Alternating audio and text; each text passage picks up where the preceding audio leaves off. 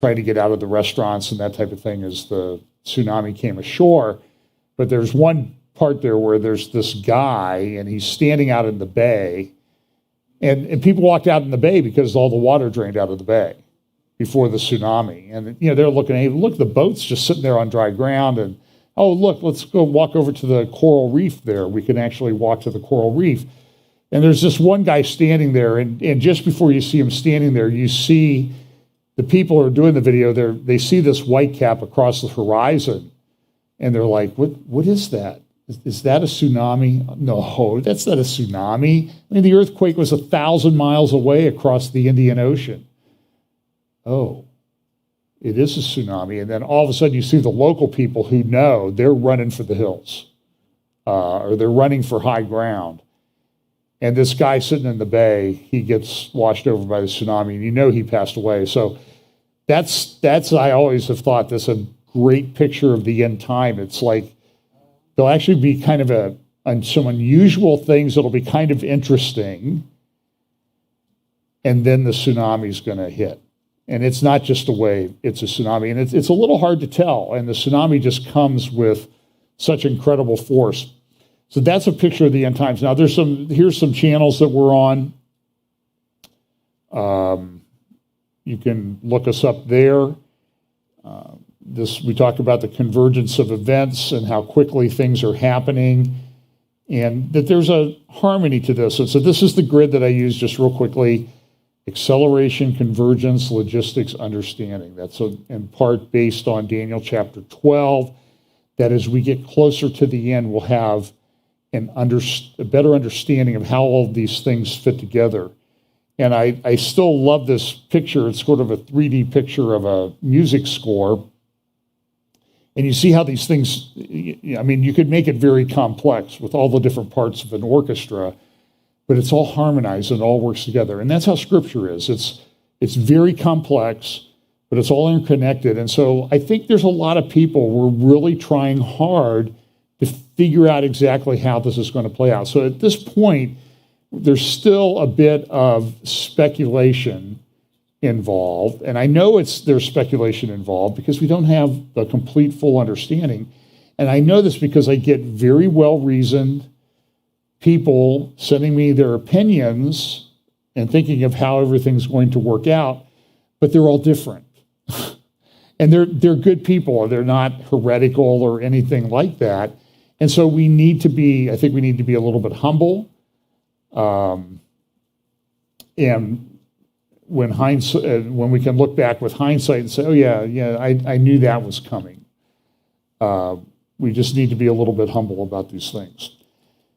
So I did 2 midweek updates today. I did Friday, I did a live a little bit after the Supreme Court decision that I'm going to talk about 2 major Supreme Court decisions this week because they're a little bit interrelated. And I do think they're related to Bible prophecy. I think you'll see from the reaction to them and the just abject lawlessness of elements of our government. Because the Supreme Court rules, and they love the Supreme Court, right? Everybody loves the Supreme Court when the court rules your way. It's just like in a court trial. Everybody loves their lawyer when they win. It's when you don't win, then you start having some issues. Because everybody wants to be, they think they're right. And then even when people lose and they have a jury rule against them, they still think they're right because they like their lawyer. Their lawyer really convinced them. It's a very interesting thing. So I did an update Friday morning. You can catch that. That was kind of a live thing. I was trying to, I couldn't get my video working correctly, so you'll see the slide, a picture of a slide there on the screen, and it's just got a smudge there where I am. Which people, don't vote on that. We're not asking you to vote on whether you want me as a smudge or a real person. I always get this high definition, like people say, you need a haircut or you need to, and it's like, I'm 68, the hair's just not doing what it used to do, So I do the best I can, and high definition is not the friend of old people. As you can, if you understand that if you've seen, well, old people understand that better than anybody. So I did a little bit of a live update Friday morning. And then Thursday, went out Thursday evening. I did one on the Middle East. Now I'm going to kind of touch on the subjects from Thursday and the subject from Friday and flesh them out a little bit and maybe go a little bit of a different direction. So some of this you will have heard, but it doesn't hurt to repeat things, because I think a lot of the things that we've seen happen over the last couple of weeks are very important from a Bible prophecy standpoint. So this is a picture of the Supreme Court. So we know that Thursday morning, was it Thursday morning or Friday morning, the Supreme Court came out with a decision. Now, on Thursday, they came out with a decision that was in a New York City case that struck down a New York City law or New York law that made it difficult to get a concealed carry. And to get a concealed carry permit in New York had said, well, you have to show that you really need a really good reason for it. And the interesting thing was, nobody could ever it was very difficult for anybody to show a very good reason, which meant that people were largely unarmed in New York and they couldn't conceal carry. But of course, the criminals, they never really followed the law on that. That didn't really seem to make any difference. And of course, when the law, so the Supreme Court strikes it down, says this, the Second Amendment is not a second-class amendment. It's an amendment, fundamental right that's recognized under our Constitution. And of course, this is one of these things where it just shows how divided society is on every issue, it seems like now. And I'm going to go through some today. And I'm going to admit, I think the people on some of these issues that I talk about today, I think the people that disagree with me are lunatics. They're insane. They're tearing society down. Now, some of them are just insane because that's the way they've been taught and they're not able to reason. I think that a lot of people are under God's judgment, which we read about in Romans chapter 1, that God gives them over to a reprobate mind, and they will lose the ability to reason. And I think we see that on an epic scale every week. So here's this decision came out, and here is a guy, Neil Katyal, and I don't know if he's a professor at Georgetown, but he's worked at some of these big elite law firms in Washington, D.C., and he's been an assistant solicitor general of the United States, which means he actually goes on behalf of the United States when he had that position and argues cases at the Supreme Court. That's a very exclusive club. There's not a lot of lawyers that get to argue cases at the Supreme Court. And it seems like the people that do it, they get hired over and over again because they've done it before. And it's hard to break into that, but he's had that opportunity. So on Thursday, he tweets this out. So the Supreme Court has come in and said, the Second Amendment really means what it says. And so here's this guy, Georgetown Law, elite law firm, assistant solicitor general of the United States. Going to be very weird if the Supreme Court ends a constitutional right to obtain an abortion next week, saying it should be left to the states to decide right after it just imposed a constitutional right to conceal carry of firearms, saying that it cannot be left to the states to decide. Now listen, that statement is moronic. Okay, because there's no right in the Constitution to an abortion. There is a right to carry firearms. I'm sorry. Any reasonable person that could set aside their political biases could see that. But so here's a smart person, probably good parent, good father, husband, whatever. But this is just nonsense. It's mumbo jumbo. And of course, what was the response of the Biden administration to this? Immediately, the Department of Justice. Now, the Department of Justice has the responsibility to what? Enforce the law. So what do they say? So it has been weaponized under Merrick Garland. If there's one thing that they should chisel on Mitch McConnell's tombstone, there are a lot of things they should chisel on, but if you want one compliment to chisel on his tombstone is he prevented Merrick Garland from becoming the Supreme Court justice. Can you imagine if this guy was a Supreme Court justice? He's totally political. They've weaponized the Department of Justice. And so he comes out breaking. Department of Justice released a statement that they respectfully disagree with Supreme Court's ruling on New York gun law. The Department of Justice remains committed to saving innocent lives by enforcing and defending federal firearms laws. And you know what they mean there. They're going to do everything they can. And so you see reports, goodness, there's a lot of firearms use a particular size of ammunition. And what they're doing is they're trying to essentially completely wipe out that supply. And you wipe out that supply, it means your gun doesn't, you really need ammunition for your gun to be effective. And then there's always this argument, well, whoever really stopped anything? Just go on Twitter and watch all the videos where people stop something with a firearm. And I saw one of guys in a store, and a guy comes in waving a gun. And a guy at the counter is looking at him, and he's waving the gun, pointing at everybody's head and everything, and he has a gun. Pulled it out, shot the guy 3 times, killed him. I think the guy's a hero. Sometimes people will say, well, nobody will ever have an opportunity to share the gospel with that guy. Now, I've heard this argument is made. And my argument is, what about the people that he saved? It's sort of like, I used to think about this when I was flying after 9/11. But what happens if I'm on a plane that gets hijacked? Do I sit there and do anything, or do I try to take out the terrorist? And when I say take out the terrorist, I mean take out the terrorist. And people say, well, that guy will never have, you're taking away his ability to understand the gospel. And I'm like, but there's 180 other people on the plane who will never hear the gospel if the plane goes down. So, anyway.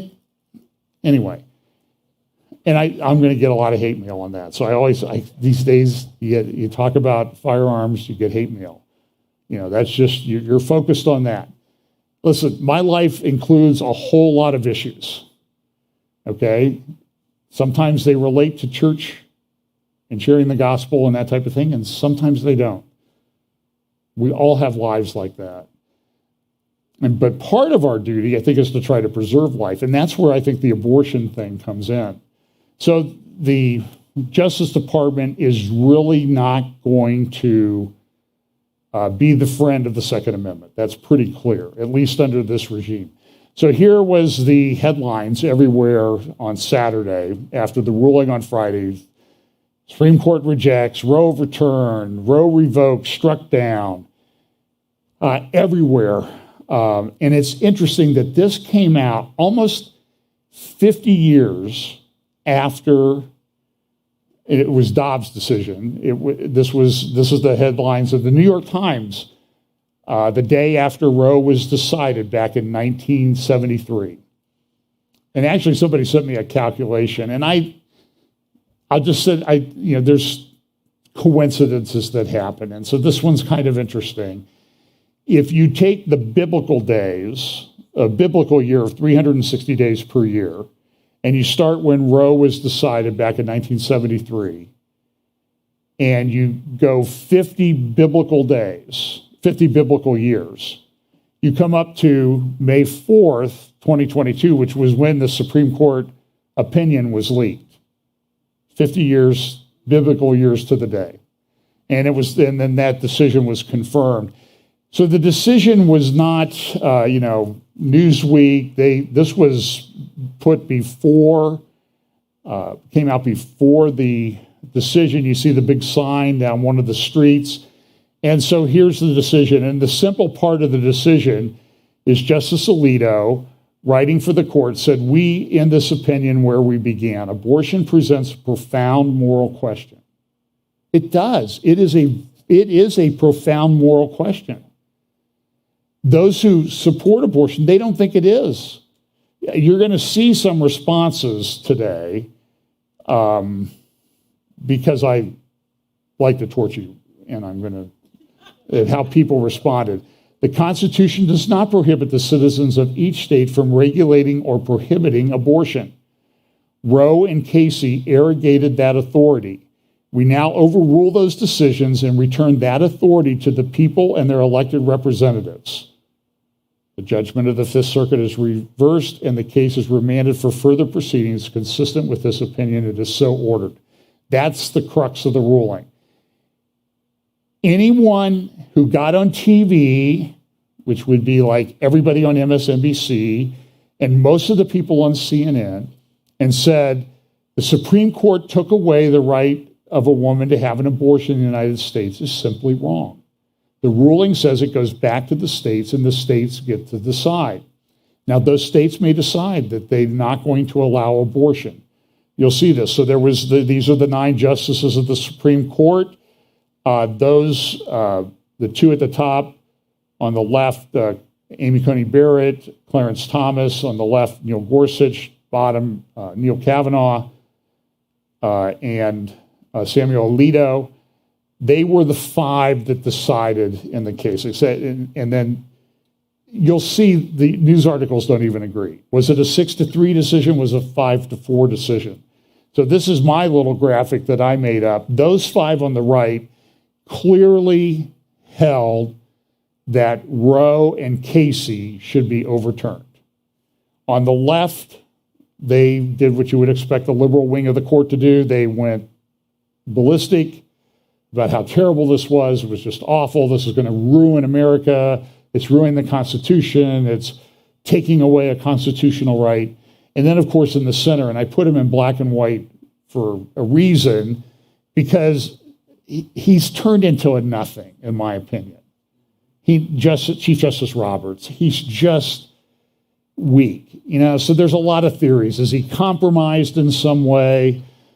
Maybe he is. Maybe he's just weak. Maybe he's just a disappointment. And there have been a lot of Republican appointed justices that have been major disappointments. We had the Warren Court back in the 60s that took prayer out of the schools. Earl Warren was a Republican appointee by Dwight Eisenhower. And we've had, Bush 43 appointed Roberts. Bush 41 appointed Thomas. Others there, Alito was a Bush 43 appointment. So we got a great justice there. And of course, there are protests. Some of the groups that support abortion, they've released the home addresses of the justices. And the Department of Justice is doing nothing, even though there is a federal statute that prohibits that. And there's a good reason for prohibiting that, because you don't want to interfere with the administration of justice. And of course, all the people who did something back on, what's that day, January 6th, they're languishing in prison. Some of them still held without bail. A year and a half later, and people are out threatening Supreme Court justices, and I only know of one that was arrested. I mean, I saw them outside of Clarence Thomas's home the other night, the videos. They're about 250. So just real quick, there were really 5 bases that Justice Alito went through on the decision. You can read it, you can download it. It's about 200 and some pages with the appendices that are attached. So the first thing he looks at is the nature of the court's area. So listen, it is clear that Roe versus Wade and Casey were the law of the land. That's how the Supreme Court had decided. And for years, the pro-life movement has been trying to do whatever they could to undermine that. And that's led to a lot of compromise, which some in the pro-life movement get really upset with. But it was the legal landscape that people were presented with. So they said, okay, then the question became, the science really changed a lot during this period of time. I have a friend who's a neonatologist, and back when I was in law school and he was in med school, he was working on it, and they were hopeful to save babies born at 26 weeks gestation. Now it's down to about 20. about half the term, they're able to save them. And they do have problems a lot of times and that type of thing. But things change. So the first thing that Alito did was we're overturning precedent, we're wiping out precedent, and immediately all the people say, oh, Kavanaugh and Gorsuch, you're liars. You promised never to overturn precedent. It's not true. Overturning precedent happens with some regularity. I mean, there was, what was the case? The Dred Scott decision, which was a horrible decision. And it was overturned. Thank goodness. So it happens. So he said, so you look at the nature of the court's error. He goes, an erroneous interpretation of the Constitution is always important, but some are more damaging than others. The infamous decision in Plessy versus Ferguson was one such decision. It betrayed our commitment to equality before the law. And he goes through and he relates other cases. And he says, when he goes through and he reasons, he says, listen, the courts that did Casey and Roe were wrong. They were just wrong. There was an error, and it's a pretty serious error because it interfered with the state's ability to make a decision on a profound moral question. And this is another pet peeve of mine. You hear all of these pundits get on these shows on MSNBC and CNN and elsewhere, and even on Fox. I saw some lady on Fox. She was saying, oh, well, now we're not recognizing the woman's right to privacy. Well, really, that was Roe, and that the court really backed away from that. You need to go read it. And if you went to law school, you should go back and amend your transcript for con law to F, because you flunked. You didn't pay attention, because Casey changed things. And Casey came up with a concept, I think I'm getting this right, substantive due process. And it was the ability to fit anything you want in the world into substantive due process, which led to Alito's opinion, the other justices joining in it, and then a scathing concurring opinion from Justice Clarence Thomas. What a treasure he's been. And he's probably hated more than anybody else. In fact, Samuel Jackson, the great actor, was calling him the Uncle Thomas of the court today, making it a racial thing. And Samuel Jackson is black.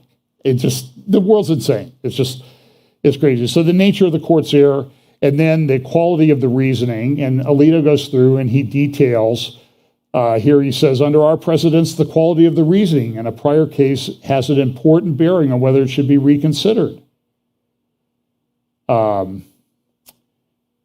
We explain why Roe was incorrectly decided, but that decision was more than just wrong. It stood on exceptionally weak grounds. My constitutional law, called con law in law school, professor told me Roe was a terrible decision. It upset everything. And then that leads to the next one, and it sort of leads to the workability. Does the decision, does it set a standard that can be applied in other cases? And with all the cases we've seen over the last 50 years going up on abortion, every time a state tries to do this, because there's not a clear standard. And the science science never changed, it just became clearer to us. And it's clear, there is no question that a fetus feels pain at about 15 weeks. And so some of the pro-life states have said, okay, 15 weeks, we're cutting off no abortions after 15 weeks. And it was statutes like that came up on appeal here that led to this decision. But the law was all over the place. And it was a mess. And so the result was that a judge could pretty much do whatever they want. And so good laws that were well thought out, that were supportable, that had science and evidence and reasoning behind them, you get a judge and they don't like that law, so they're just not going to enforce it. Which is similar to what a lot of prosecutors are doing now. I don't like that law. I have prosecutorial discretion, so I don't have to enforce that law. And you see that happening. And what's happening in San Francisco, St. Louis, Chicago, New York, Los Angeles, where they have prosecutors like this, the crime rates are skyrocketing. And there's a solution to it. Fire those people. Get them out of office. Impeach them. Do whatever you can. There's even lawsuits by prosecutors in Los Angeles against the Los Angeles prosecutor, Gascon, who used to be up in San Francisco. I guess destroying one city was not good enough for him. He wanted to put the destruction of a second city on his resume. They filed lawsuits against them saying there's things we can't do under the law. So the workability thing that Justice Alito talked about is this. Our President's counsel that another important consideration to deciding whether a president should be overruled is whether the rule it imposes is workable. That is, whether it can be understood and applied in a consistent and predictable manner. And on that, with that standard, Roe and Casey failed miserably. And then another one was the effect on other areas of law.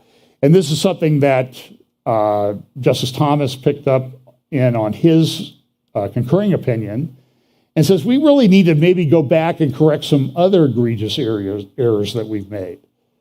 You know, like on some of the, I think he mentioned contraception cases, some of the privacy cases, and he mentioned, of course, the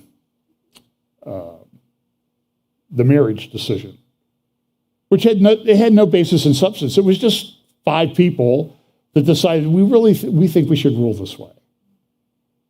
And so, we're blessed that there was a president who appointed 3 justices, and I'm not a big fan of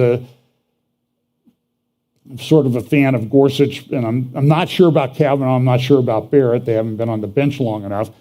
But, they don't seem like they've found their footing yet. But nevertheless, they did a good job in this case, and thank goodness we had a president who appointed them.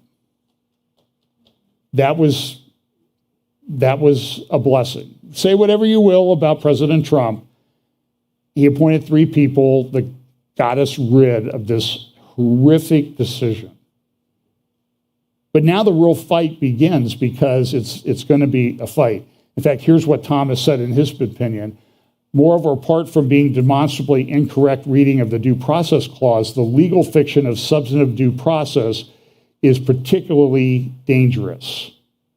At least 3 dangers favor jettisoning the doctrine entirely. So he goes off and he says the first one is it gives the judge way too much power. Judges shouldn't be legislating, and this has been legislating from the bench. Now, Kavanaugh, in his decision, in his concurring opinion, I think this is one reason why I don't like him.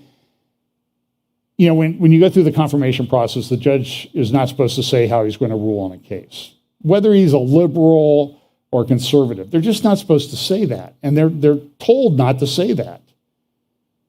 And everybody tries to trap them into saying that. You watch the hearings.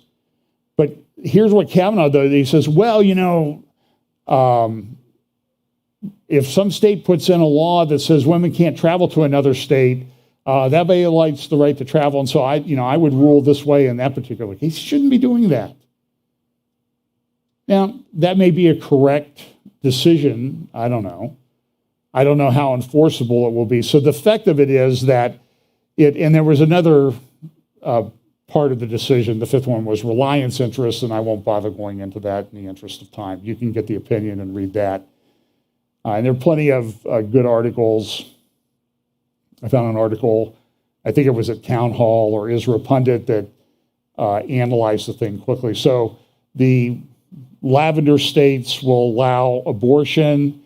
The lighter gray ones, it's kind of up in the air. The dark red states will, the red states, lighter red, will be banned within a month. The darker red are already banned. They became effective immediately. And then the sort of, I guess you would call that orange states like Iowa, Indiana, Ohio, West Virginia, Georgia, and South Carolina, those states are likely to ban it. And there's legislation in Ohio to do that. Here's another, this is from the Wall Street Journal, another colored map. And some states have trigger bans so that whenever Roe is overturned or Casey is overturned, the law automatically becomes effective in some cases like 30 days after the decision. So there's some courts, some states where abortion is still effectively in place, but in 30 days it'll be banned. And then there's all these other states. And there's been a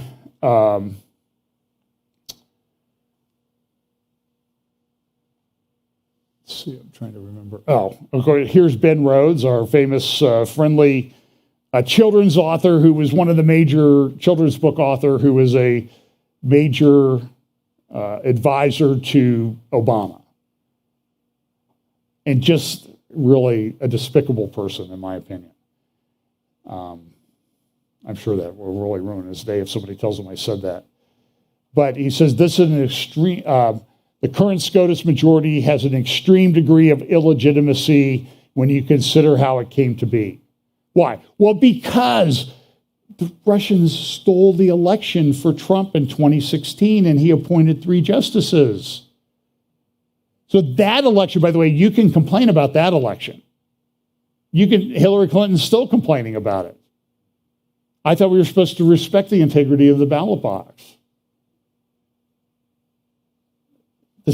This whole thing is just, I've said this before, if hypocrisy was water, the world would drown. Bush versus Gore itself elevated George W. Bush to the presidency, Rhodes says, after he lost the popular vote, and with Florida still contested. That in turn led to the appointments of Roberts and Alito. Hey, Ben Rhodes, go back to school. You don't elect presidents in the United States. It's a very unique system. It's called the American system. It's based on the American Constitution, and you don't elect presidents by the popular vote. It's called the Electoral College. And it's to prevent lunatics that live in big cities like D.C. and Los Angeles and San Francisco and Seattle from controlling the outcome of elections. It was a very wise thing. And of course, they're trying to attack it. So even the Secretary of Defense came out and he said, well, we have this ruling and we're going to protect the women in the military. And by the way, everybody knows who a woman is now. They all know what the definition of a woman is. Well, not quite. You're going to see one governor here in a moment.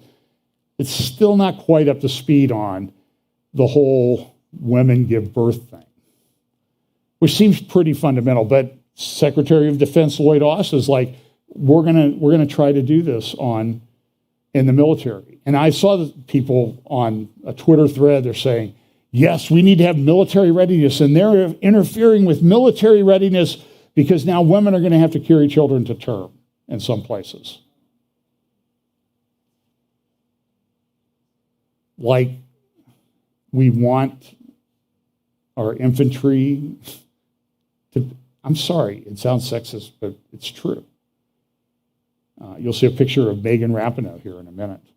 She's a star soccer player, superb soccer player. Do you know that the women's World Cup team, the U.S. women's team that won the World Cup, played an exhibition match against 15-year-old high school players? They're really good players. They were elite players. And they lost. The women's World Cup soccer team lost to a bunch of 15-year-old guys. It's because there's a difference. Okay? It's sort of, yeah, listen, I'm sure that there are a lot of, if I play tennis, I'm sure there are a lot of women tennis players that could just beat me like a drum. But that's not the general rule. If you get above a certain skill level, the men are just stronger. It's a fact of science. But of course now we've got to be woke. We got to have a woke military. And so this came out. And then this is a Twitter thread at BNN Newsroom. The Pentagon has stated that any abortion laws enacted as a result of the Supreme Court decision will not be recognized. So there was a discussion before the decision came down. There was a Zoom, these Zoom calls, and one of the persons involved is a female. I'm pretty sure it's a female. They're both females, actually, but one is the governor of Michigan, Gretchen Whitmer. And so they were talking about what are you going to do about Roe? Because the decision's coming up. We had this leaked decision. And by the way, the leaked decision was almost identical in the substantive parts to the decision that Alito issued.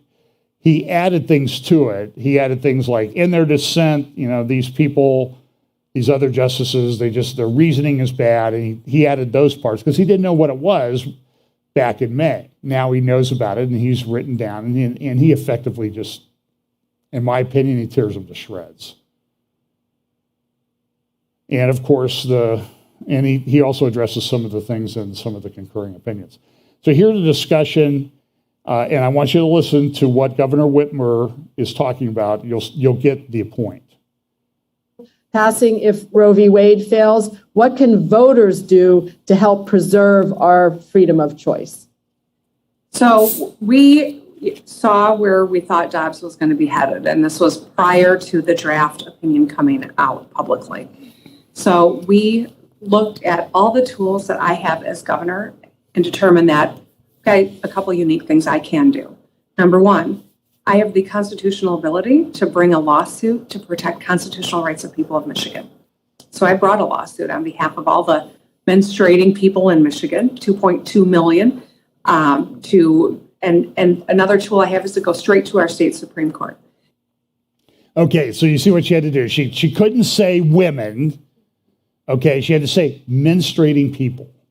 So she gets, so here's how I would score this if I was scoring it. She gets 1 woke point for saying menstruating people instead of women. She gets 5 idiot points for acting like she's a moron, okay? I'm sorry.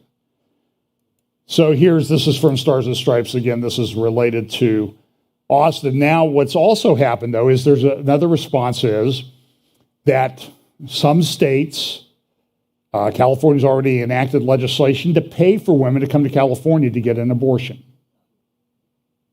There are corporations that are doing this. Apple, I believe, I'm pretty sure Apple, Disney have said they will pay up to $4,000 for a woman to travel expenses to fly to another state if their state bans abortion. Because, we got to get those women back working for the company right away. We can't have them out on maternity leave or anything like that. That would, and they're going to add that dependent to our health care bill. And they're the ones who are compassionate. Give me a break. So the West Coast states of, so this might be where the tsunami warning thing really applies. On the West Coast of the United States, California, Washington, and Oregon have come out and said, we're going to do a new multi-state commitment to defend access to reproductive health care, including abortion and contraceptives, and committed to protecting patients and doctors. And here's the governors of those 3 states. This is only a minute long, so bear with me. Reproductive freedoms are under attack. Red states and Republican-stacked courts have rolled back the rights of Americans. Today, with the Supreme Court ruling to overturn Roe versus Wade, more than half the states in the United States ban abortion outright or severely restrict access to abortion services. That's why California, Oregon, and Washington are building the West Coast offense to protect patients' access to reproductive care. We're going to work with our legislators, with our providers, with our patient advocates. We will continue to protect patients from any state who come to our states for abortion care. Defend doctors, nurses, and medical professionals working to support patients seeking reproductive care in our states. We're going to protect patient privacy. We will resist intrusions by out-of-state prosecutors, law enforcement, or vigilantes trying to investigate patients receiving services in our states. Stop misinformation. And we're going to expand access to abortion services for the people in need. We will not stand on the sidelines. The West Coast United States is going to stand strong.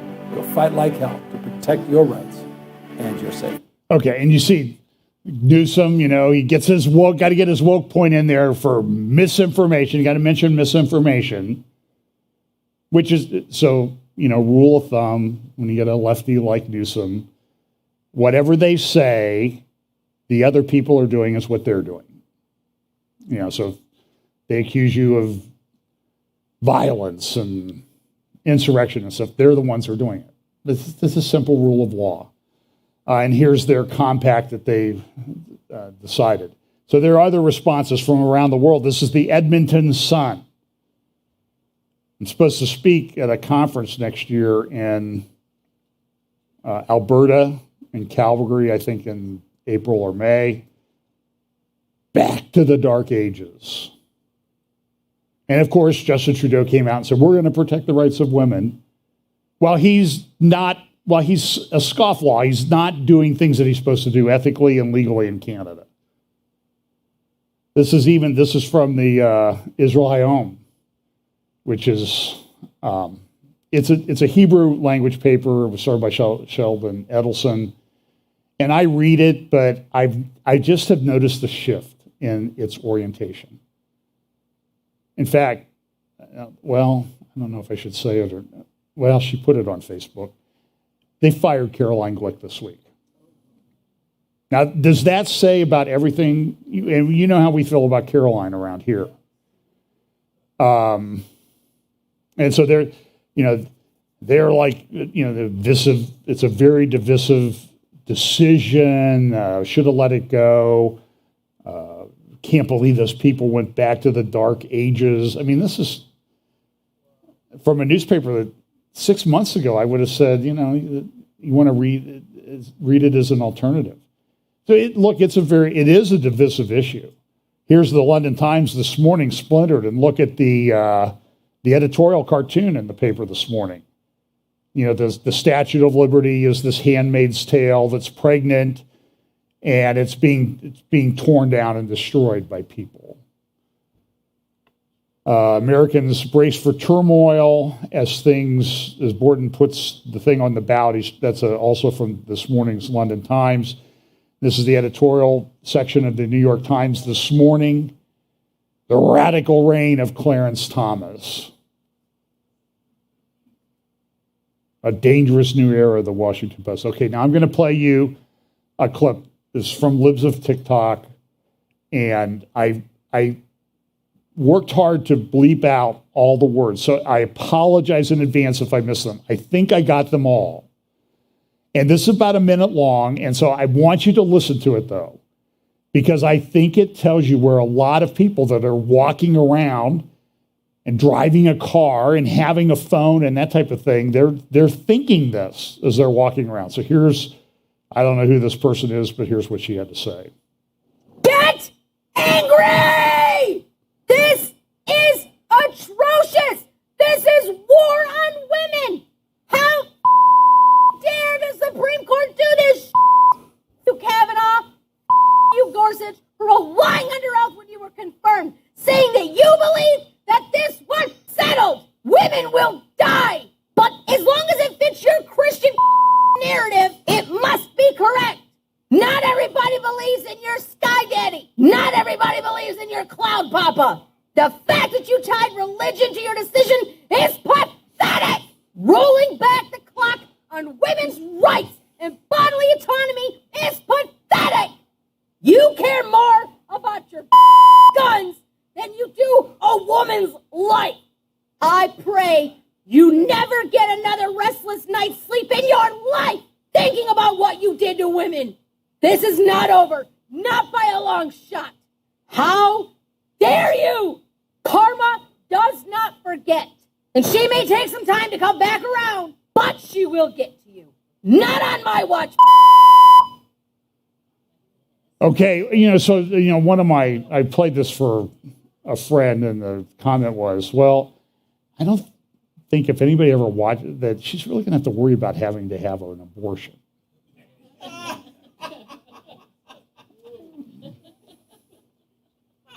So somebody said, okay, look, enough of these response videos. This is 20 seconds. I'm just going to make a compilation of the reaction of these people, and here's that video.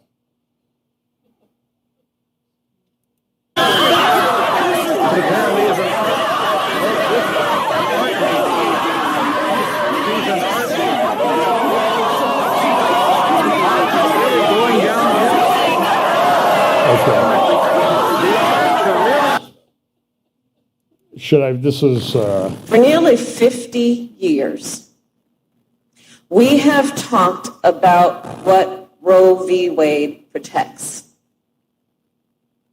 Today, as of right now, as of this minute, we can only talk about what Roe v. Wade protected.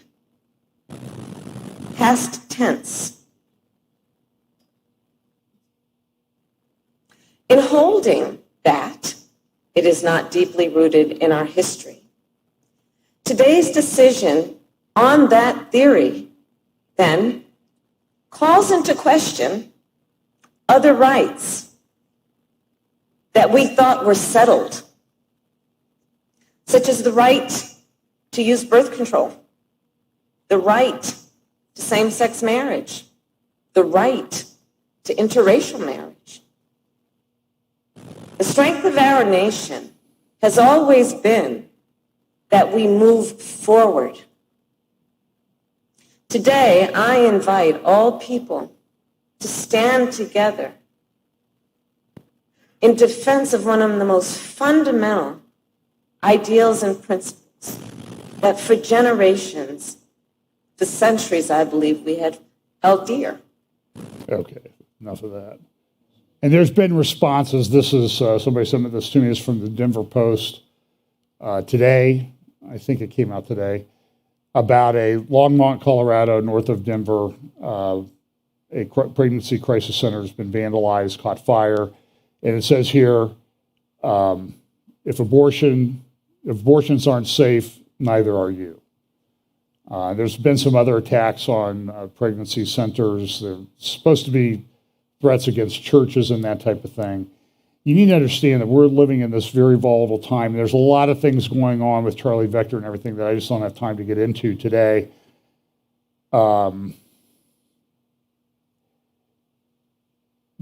Hemingway, I would put her up there with Caroline Glick. She's now editor-in-chief at The Federalist.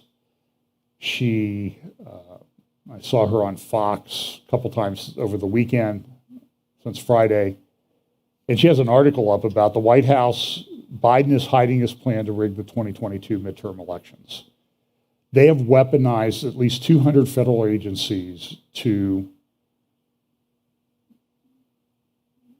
interfere with the voting process. And you're saying, well, they're allowed to do that.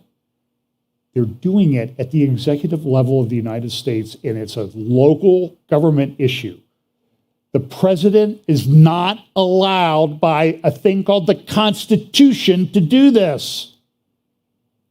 And people are filing Freedom of Information Act requests, and they're getting denied. And the person who's really spearheading this is a person named Susan Rice, described as almost Barack Obama's sister, who's the main domestic policy chief at the White House. She may be I don't know if she's the one writing up the cue cards for the president. Did you see that the other day? He dropped a cue card or showed it. It's like, walk to podium, turn and face crowd.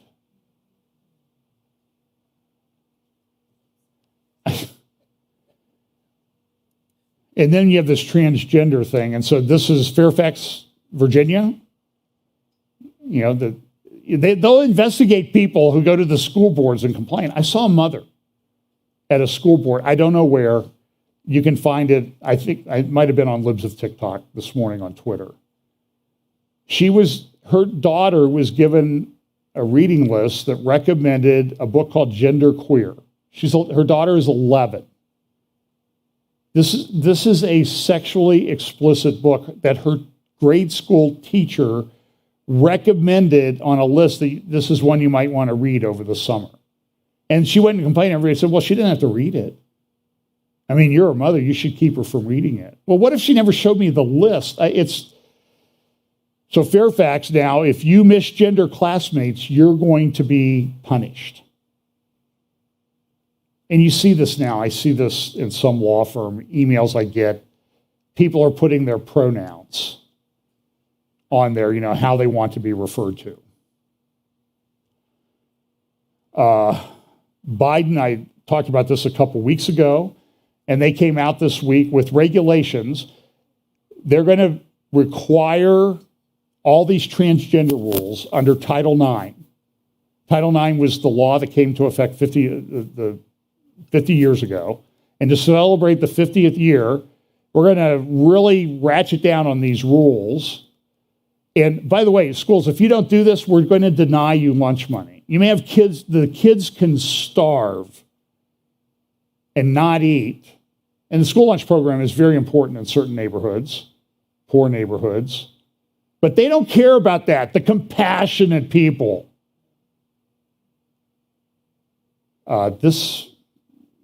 You call it communism, Marxism, Alinskyism, whatever.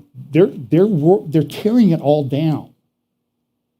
And I'm just saying I'm concerned about the elections. And so they came out with these proposed regulations, 700 pages.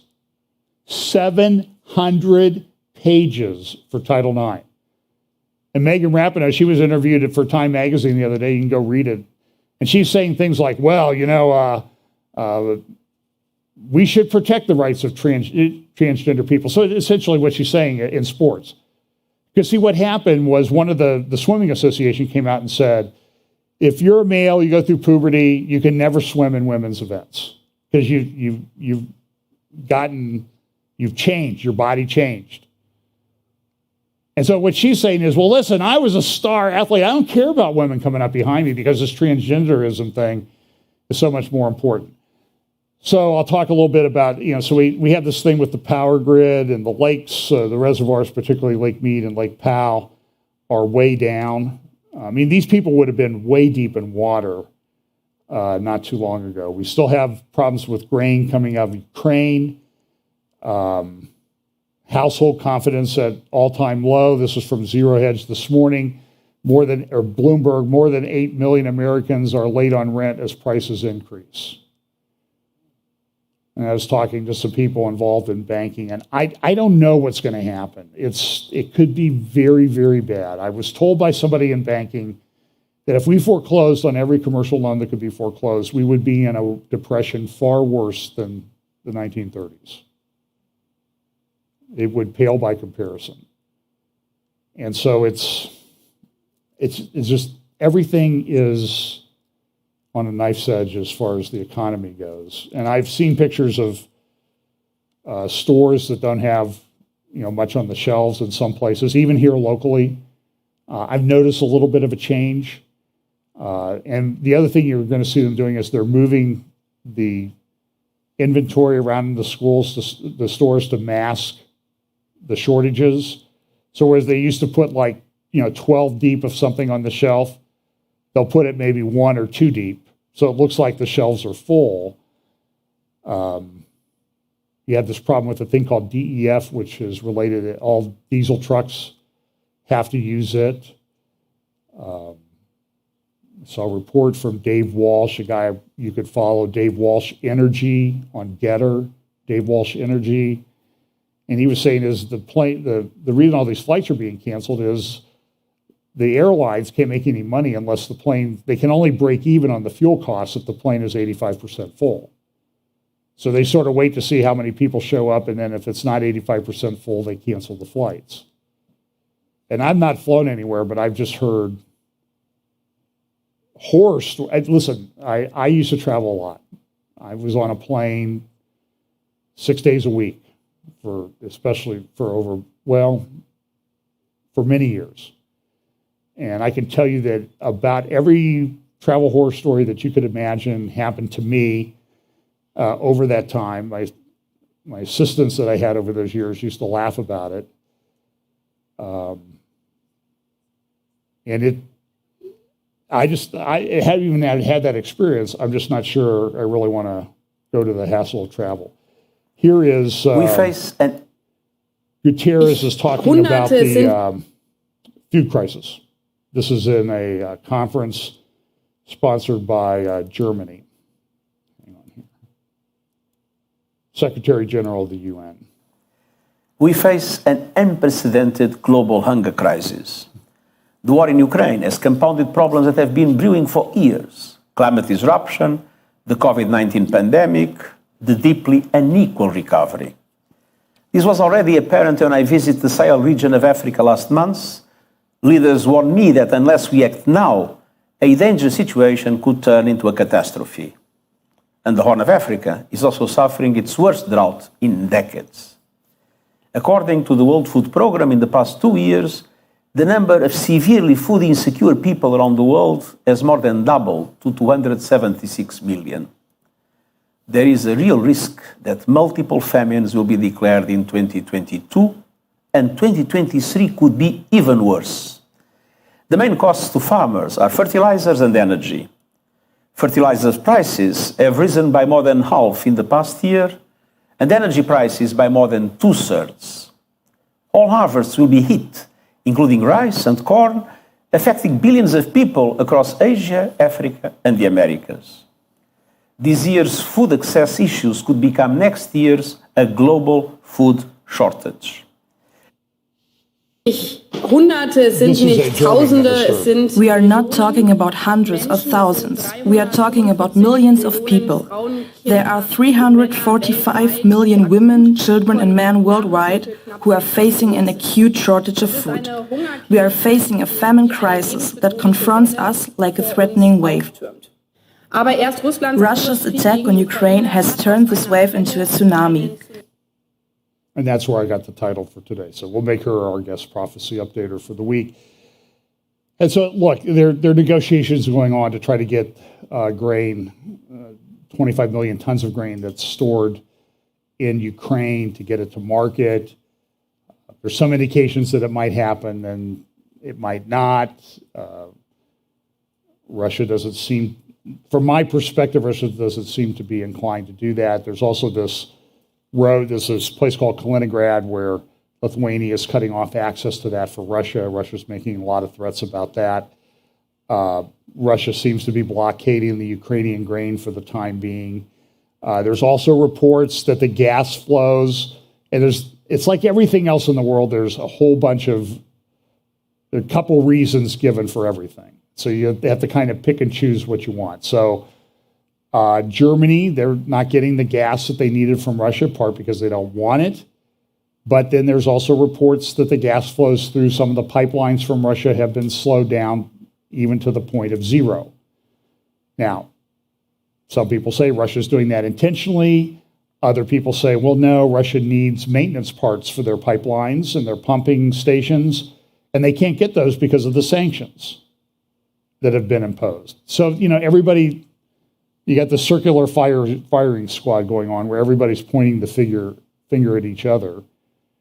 But Germany is going to restart old coal-fired plants, so they have power. I think Dave Walsh on the War Room podcast was talking about the fact that this whole green renewable thing is a scam. So they say that green renewable energy has replaced 46%.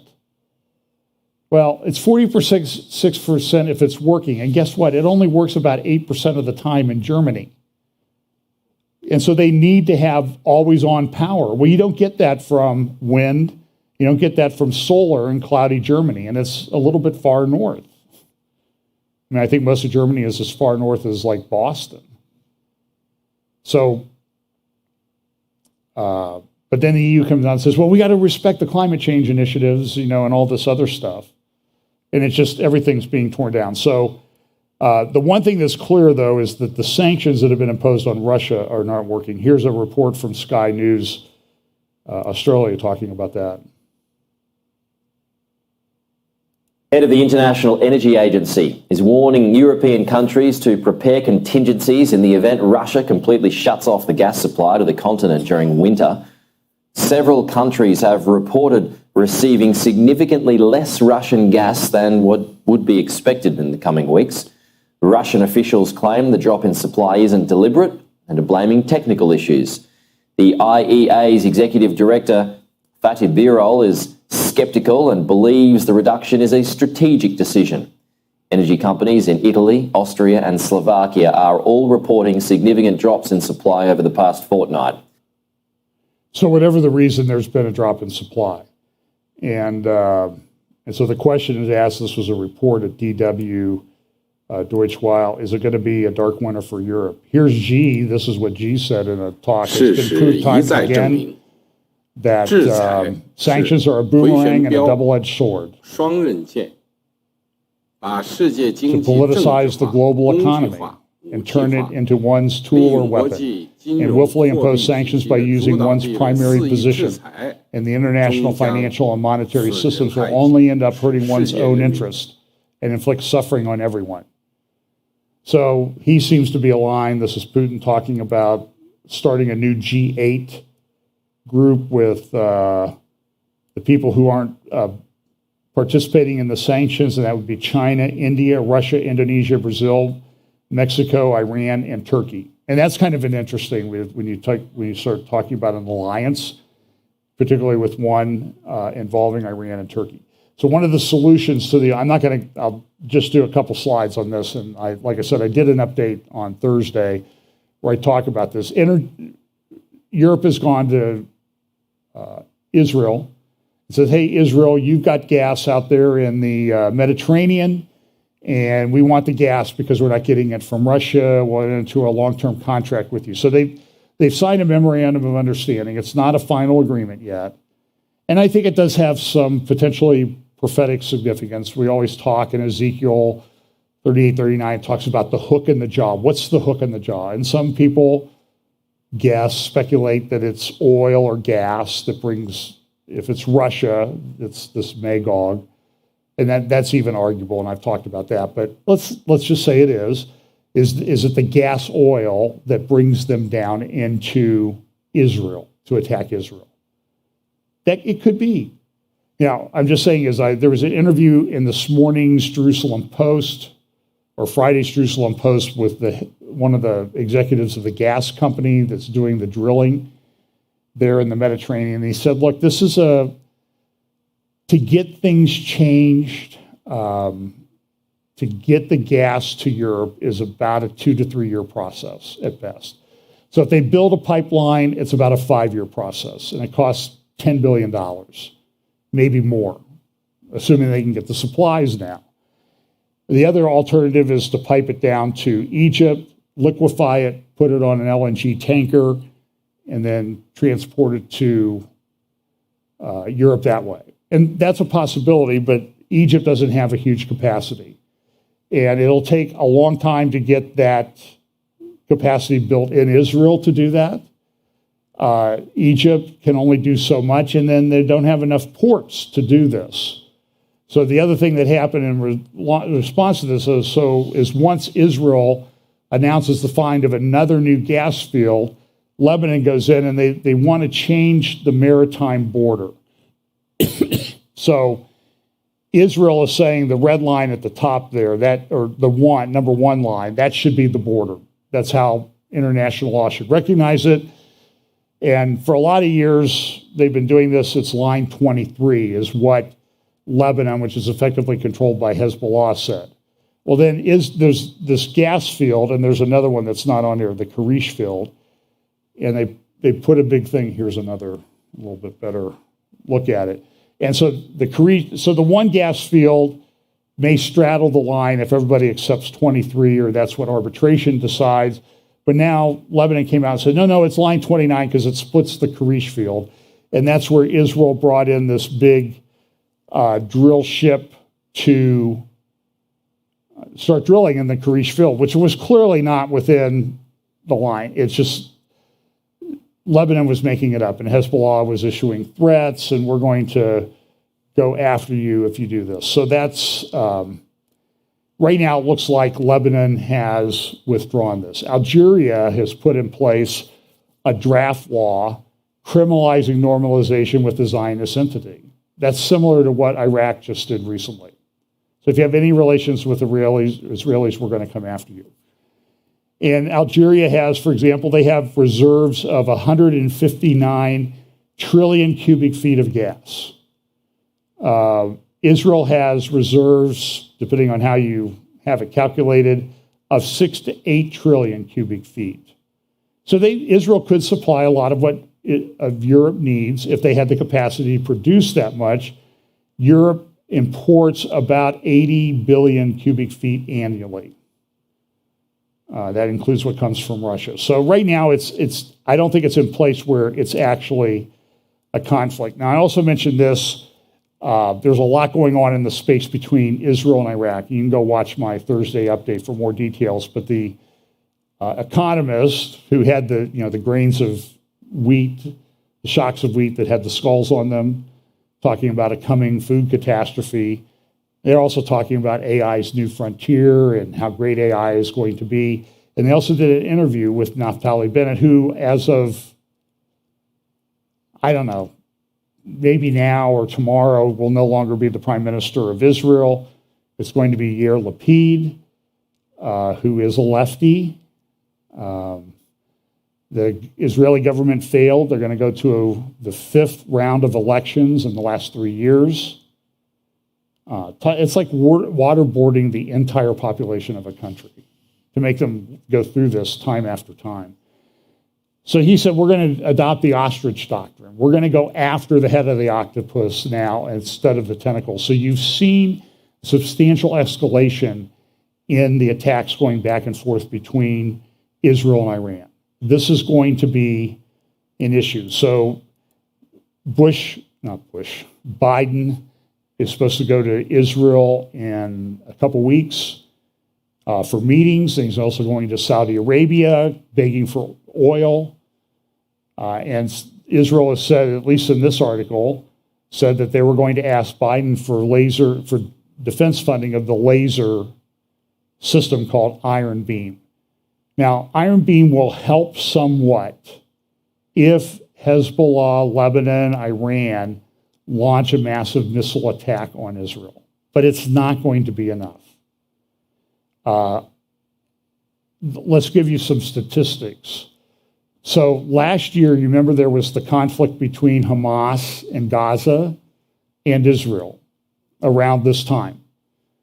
During that period of time, over a couple-week period, I think it lasted, Hamas launched about 4,000 to 4,500 rockets at Israel. That was about all that the Iron Dome batteries could handle. The Iron Dome is very sophisticated. It gets the missile, before it shoots, because each missile costs at least $50,000 to shoot down that rocket. So it's expensive, very, very expensive. So it calculates and it says, well, that's going to land in an open field someplace. We're not going to worry about that one because they don't want to use too many. But that number of rockets is pretty much pushing Iron Dome to its capacity. And what happens is they deplete all of their Iron Dome rockets when one of these attacks happen. That's 4,500 over a 2-week period. Back in 2006, there were about 4,500 rockets launched by Lebanon, Hezbollah into Israel during a 6-week, I think it was called the Second Lebanon War. And right now we're in the midst of the 40th anniversary of the First Lebanon War. And of course, you see a lot of things with this. So Israel's now come up with this thing called the Iron Beam. It's a laser. And as you can see from the video, that's from Rafael Systems, the developer.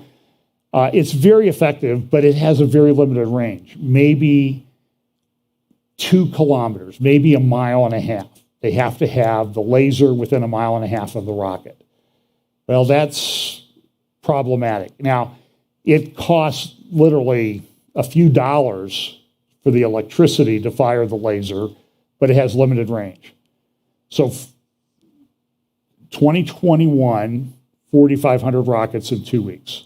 2006, 4,500 rockets from Iran and its proxies in 6 weeks. They have 150 to 200,000 rockets now in Lebanon and Syria. The estimate is that there will be at least 4,500 rockets per day in the next round of incursion, next war. This is a problem for Israel. Now, Israel's very good at defending itself, But Israel's also making plans too, because of what's going on in this northern theater. Here with this is Israeli attacks in Syria. I've talked about this from the Wall Street Journal. Wall Street Journal has done a very good job lately of getting some good solid exclusives. But those rockets, they're going to cause a lot of.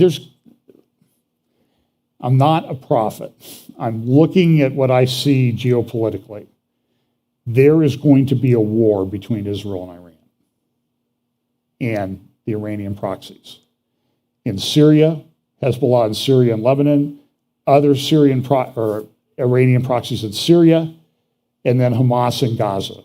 And there's also Hamas in Lebanon. And they're all Iranian proxies, and they're all going to go after Israel. So there's a problem when these rockets start going. It's going to cause a lot of damage, death, suffering, destruction in northern Israel, all over Israel, depending on how far the rockets can reach. Look at Ukraine right now, okay? Forget who's right or wrong. A lot of people dying and getting hurt in Ukraine. I mean, there's a lot of carnage, and it's hurting both armies. I mean, Russia has lost a lot of people, and Ukraine is losing. I've heard 200 to 1,000 soldiers are getting killed each day, let alone injured. And that over half the Ukrainian force is out of commission because they've been killed or injured in 4 months. But Russia's also having true problems. And of course, the pro-Russian people will be right. It's like, oh, you don't know what you're talking about. You need to listen to so-and-so. And I'm like, look, I can see what's going on. There's a lot of suffering going on over there on both sides. And I don't think Russia's really, they're going to win. They have the artillery. They have the shells and the ammunition. Ukraine has sort of leftovers from the Soviet era, and they're using the same caliber rockets and artillery shells that the Russians are using, and the Russians have cornered the market on the supply. So we can send all kinds of rockets over there and everything, but it's no good to the Ukrainians because they can't use it because they don't have the right kind of launcher.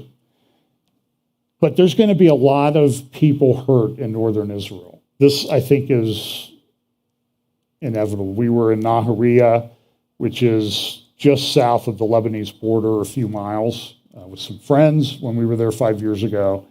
And they said when it starts, we're pretty much toast because we're 3 miles from the border. Doesn't take long for a rocket. We don't even have time to get to our car and let alone load it up with anything and leave. So there's going to be a lot. And I think if you look at, I won't go into this too much today because I know I'm droning on here. Drone, that's it. We haven't even talked about the drones yet. But it is, I think this is, it's certainly implied in Scripture when you read Ezekiel 38 and 39. It talks about Israel living at peace. Right now, they're not living at peace. They've got a lot of people after them. And so, but I think there will be a war. I think Iran will be defeated. And I think there will be a period of peace. I'm going to talk about that in just a moment. But the other component, though, is, Israel's had a lot of trouble in Arab villages within Israel and the Arab parts since that last Gaza war last year. And the concern among Israeli military is, how do we have to do the rockets and the drones that are coming our way, and there's going to be incursions across the border in the north, and they're going to try to kidnap people, then we'll have a hostage situation. But then what if the Arab population throws in with Hezbollah within Israel? Now we have riots and everything in Israel and street fighting in Israel. It's a very complicated situation, but I think Israel will prevail. But it will be at a great cost. But there will be a peace, and I think that's implied before Ezekiel 38 and 39 happens, that there will be some kind of peace that takes place. So I think all of this is very significant. Now, there was so this was, and I talked about this too, this is an article from Milliyet, which is a Turkish newspaper, and they talked about the fact that in Istanbul, there was an Israeli diplomat and Israeli tourist who had been threatened by Iranian teams for kidnapping and murder. They were going to assassinate them. The Mossad found out about it. They went to the Turks and they flew in there. They rescued these people in armored vans. Israel is amazing to me on these things. It's just the way they protect their people because they learned the lessons from World War II. We're not going to let this happen again. When you're in Israel, we talk about, you can't have open carry, concealed carry, it's just terrible. But you see these kids out playing soccer all over Israel, and there's usually two guys walking the sidelines with, M16 or an Uzi, because they've had children murdered in terrorist attacks, and they're not going to let it happen again. Go to the Holocaust Museum and go to the Yad Vashem and go to the Children's Memorial. It will tear your heart out, but it will also help you understand what you see in Israel. So they had this, Israel was able to get this, and Turkey cooperated. Turkey's been very cooperative. It really was sort of a spy thriller. But all the time, now there's these reports that Iran is enriching to 90%. They're getting closer and closer to a weapon. And there's these reports that are coming out that they're increasing their underground facilities. We know they're doing drones. And then you have all these sort of the bad luck that people have in Iran with, there were one guy, he fell off a building and died. He was one of the Iranian Revolutionary Guard, one of their subdivisions. Then the Iranians came out and said, well, he committed suicide. And now it appears that he was taken out. They fired the spy chief in charge of the Iranian Revolutionary Guard because he wasn't doing a very good job, because there's all these guys dying in Iran. There's protests going on. The Iranian regime is under a lot of pressure right now. And I think Caroline had a good article last week saying, hey, we need to support the Iranian people and help them. But absent getting an overthrow of the regime, there's going to be a war. And this was an explosion. This is from Al-Qabas, which is a Kuwaiti newspaper. And Al-Qabas told the story about what happened a week ago. There was a drone attack on a Iranian Revolutionary Guard corps. Now Iran is coming. Usually it's, what did they say? It's a baby formula factory, or it's a pharmaceutical factory that blows up. They always have an explanation for it, but they've pretty much come out and admitted now, somebody launched a drone attack on our facility west of Tehran, west of downtown Tehran. And these other people, they're being killed in downtown Tehran in the middle of the day. What happened here, though, was there was a bunch of drones, suicide drones, that attacked this place, and it turns out they were assembled and launched 10 kilometers away from the target. That's 6 miles. Like closer than it is from my church, from the church to my house. Somebody assembled the drones and launched them. That's amazing. It's an incredible story. So that was in Al-Qabas, and then you have these other guys who seem to be having a lot of bad luck. And this is from the Wall Street Journal. Israel widens covert actions to rein in Iran. And so at the other end of this is another thing that's going on, and I talk about this some. Here's the firing of the spy chief from the Tasnim news agency, or Tasnim news agency, and it's an Iranian government news agency. They say, we fired the spy chief, but you need to take a vacation, and we want to make the spy thing more efficient. Translation is, we're tired of our guys getting killed in downtown Tehran. We want to do something about it. This guy's lucky he's escaping with his life. So we talk a little bit. I talk a fair amount about Psalm 83. Controversial in Bible prophecy community, is that a prophecy or not? I think it's significant. There are 10 nations really mentioned in Psalm chapter 83. That number 10 is significant. It's the areas around there. And there's a lot of things going on in that space right now. This is I forget what paper I got this from. These people were involved in the news. Biden's going there. Naftali Bennett is out. But the other guys, they're all getting together and meeting. They're all getting together. Mohammed bin Salman has been sort of on a, what I would call the Mohammed bin Salman redemption tour. First thing he did was he went to Egypt to meet with al-Sisi, recognizing our deep and historic ties, signing big deals for money. And then he went to Turkey to meet with Erdogan. But before that, he went to Jordan and met with King Abdullah of Jordan. Now, there was a good article in the Jerusalem Post about a week ago by David Weinberg, who works with the Israeli Defense and Security Forum. And he was talking about, listen, Abdullah is a crafty little guy, and you need to watch him. And I don't trust him. He never mentions Jewish holy sites. It's only Christian and Muslim holy sites. So there's a push because, and he's coming out, he's always been pushing this two-state solution. And you're starting to see this kind of bleed. This is Foreign Affairs article about the Abraham Accords don't really deal with the Palestinian issue. That needs to be done. Even the Wall Street Journal a week ago or 2 weeks ago had this article, Jordan Palestinian Confederation.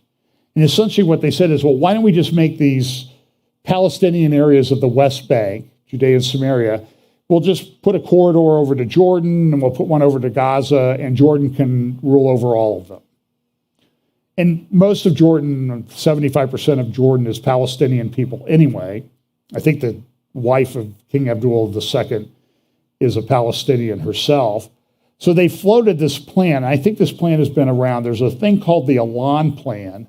And essentially what it would take is Israel would get the Jordan Valley, they'd get settlement areas, but then the large bulk of the areas in this high part of the West Bank would be given to the Jordanians. Some people call it the Jordan option.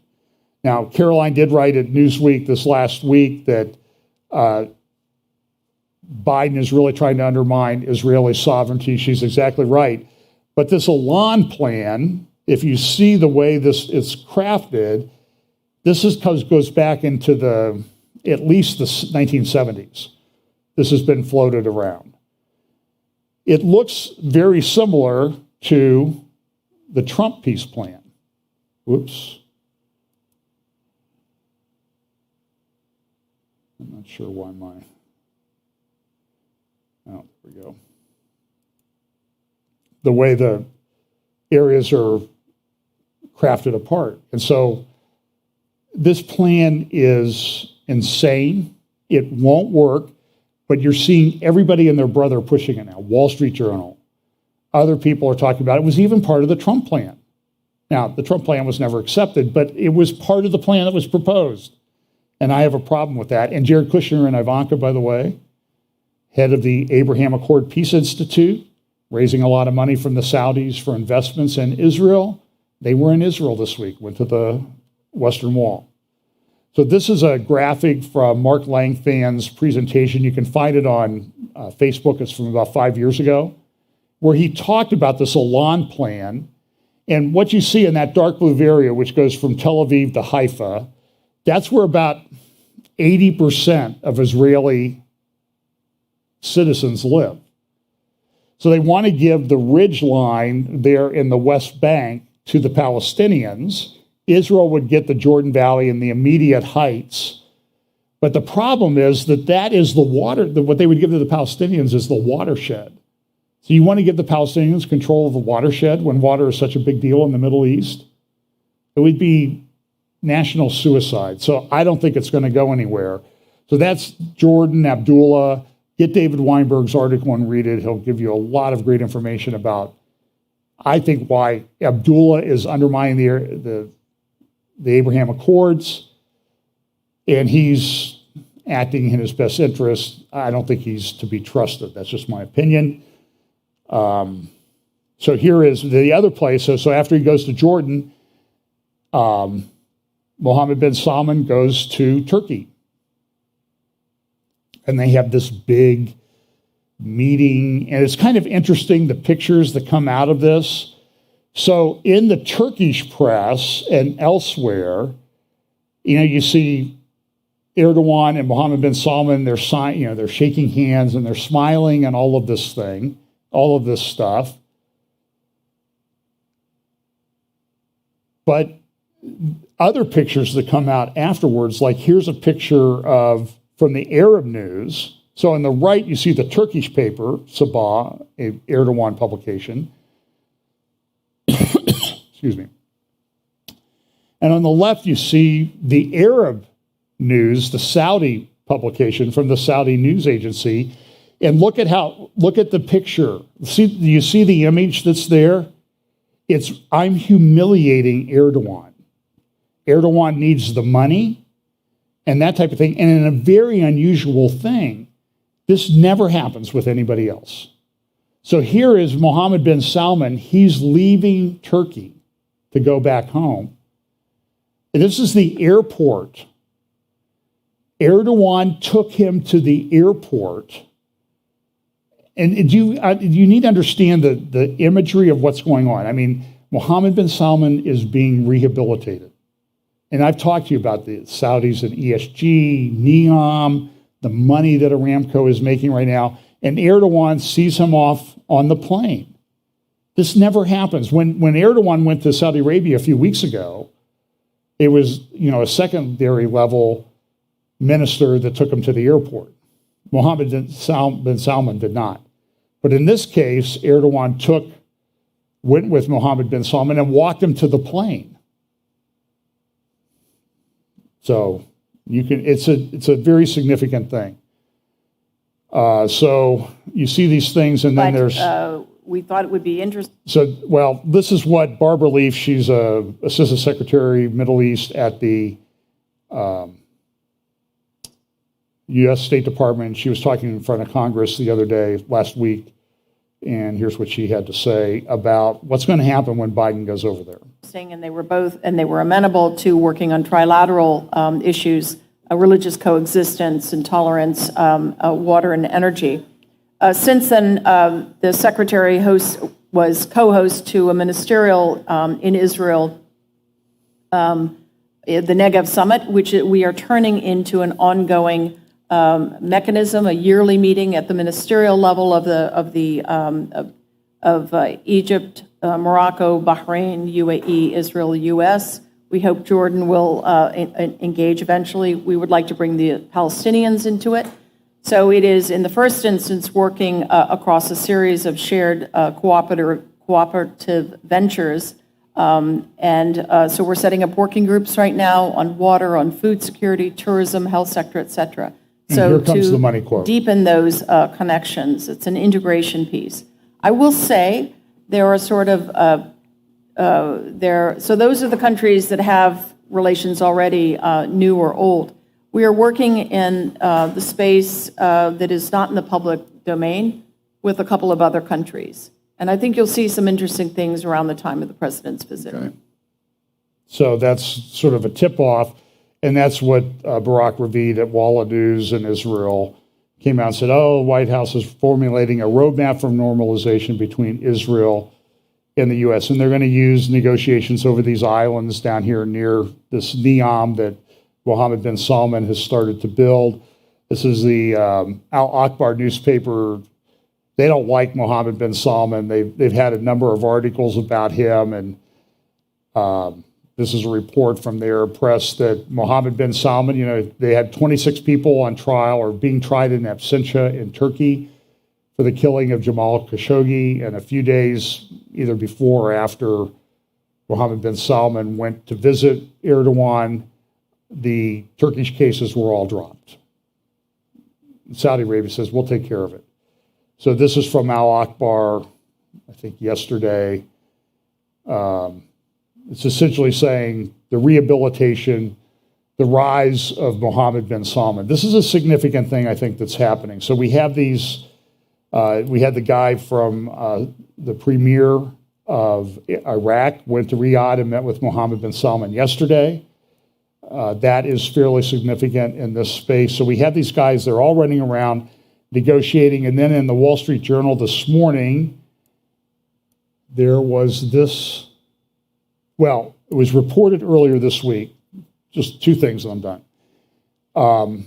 Israel is building a regional air defense alliance with the U.S. help. CENTCOM, which has taken over the area of Israel, General McKenzie, they're having meetings and that type of thing. And so Danny Gantz earlier this week was saying we're building this air defense pact that's already stopped some of the Iranian aggression that's taken place. So it's called the Middle East Air Defense Alliance, MEAD. And it even came up in an interview with King Abdullah of Jordan and CNBC the other day in which he said this. Whoops, here it comes. What are you hoping to hear from President Biden? Because this is an administration that many would criticize in saying they've been out of touch with the region. There has been this narrative out there for a while that the U.S. is out of the region and other parts of the world. I've never bought into that. I believe that where the relationships between Europe and the United States were not that good recently, what the Ukrainian-Russian conflict did is bring a very strong European-American alliance back. And I believe that the message that the president, one of the messages that he brings to the region is that count on the West, count on Europe and the United States, because we are going to be actively engaged, as he will have probably the same messages for the Americas and for Africa and for Asia. Yeah. One of the things that folks in the United States are very much focused on, obviously, is the relationship between Israel and the rest of the Middle East. And we've seen the Israelis come out with a Middle East Air Defense Alliance in the last few days. Is this something that Jordan is looking to be a part of in an effort to combat Iran? Well, those are issues that are being discussed regionally. I think we want to look at the bigger picture. And one of the issues are based on regional projects. We want to see how inclusive we can be. And again, if I was in Iran looking at the regional projects and how a lot of this is moving towards the West, where's my part in that? Yeah. And so can we put political differences aside to do something right for the peoples of the region? And I think that's where we're heading more on these discussions. Do you think we need a NATO for the Middle East? So NATO's can be complicated if you don't understand what the charter is and what the mission statement is. I believe you can build a NATO with like-minded countries, and that's something that I've always believed in. We in Jordan have a rapid deployment force. We work actively with NATO all over the world, have been for ages. The relationship with NATO from a Jordanian perspective is actually we're partners. And I'd like to see more countries in the area come into that mix. But we've got to very clearly define what is our role. So you have this discussion going on. So I'm just telling you is when you look at this in the context of like Psalm 83, look at how all this is coming together. And now you have the Iraqi guy going to meet with the Saudi guy. You know, one of the pieces of this would still be Lebanon, but I think that we'll see how it goes. I'm just saying as you're seeing this alliance forming, Egypt is part of it. It's all coming together, and it's interesting. You know, King Abdullah II was a little bit weaselly, I would think, on the way he answered that question. Like-minded countries, but we also know from Daniel 11 that there's certain parts that are delivered out of that are protected from the Antichrist, and it happens to be the area of modern Jordan. So it's be interesting to see how this all plays out exactly. And then one last thing, I promise, this is it. This is a significant meeting that took place. So while Abdul is doing the CNBC interview, his military chief is down at Sharm el-Sheikh in Egypt at the resort there, meeting with military officials from Israel, Saudi Arabia, Qatar, Jordan, Egypt, the UAE, and Bahrain. And the whole purpose of that, you notice who's not part of that. You don't have Iraq yet. don't have Lebanon yet, but you have Israel, Saudi Arabia, Qatar, Jordan, Egypt, the UAE, and Bahrain talking about an air defense alliance, MEAD, to counter the Iranian air threat, because they think there's going to be a war, and they are preparing for war. And the U.S. was also involved in that meeting. And they're talking about sharing information in a better fashion other than phone calls. That's going to be electronic, rapid exchange of information, because they need a rapid exchange of information if attacks start. So Iran's preparing for it. Hezbollah is preparing for it. Now, all of these other nations are preparing for it on the side of Israel against Iran and Iranian proxies. So you have the octopus strategy, you have MEAD. I'm just saying, familiarize yourself with Psalm 83, because I think it's going to be more significant than a lot of us have thought for a long time. And then you couple that with what you read in Ezekiel 38 and 39, Israel at peace. That sort of implies that, well, they're not at peace now, so something must happen between now and then. And I think it's a war with Iran. I think it's lining up that way. And Turkey is kind of the wild card right now, but they seem to be aligning with Israel right now too, because they're aligning with Israel and the Saudis. Why? They have the money. And Turkey inflation is the second highest in the world. It's 128% from last year to this year. I think it's bad around here. Imagine. So, crazy things. And this is a petition that's on the front of Israel Hayom this morning about our system is broken. Our system of government is sick, and here's suggestions on how to change it. So you can maybe go to Israel Hayom and look at that. So a lot of things going on. Do you agree? I'm just scratching the surface. I mean, I didn't talk about AI. I didn't talk about the World Economic Forum and all the things that are going on there. I didn't talk about the things that are going on in the World Health side. It's crazy. It's insane. So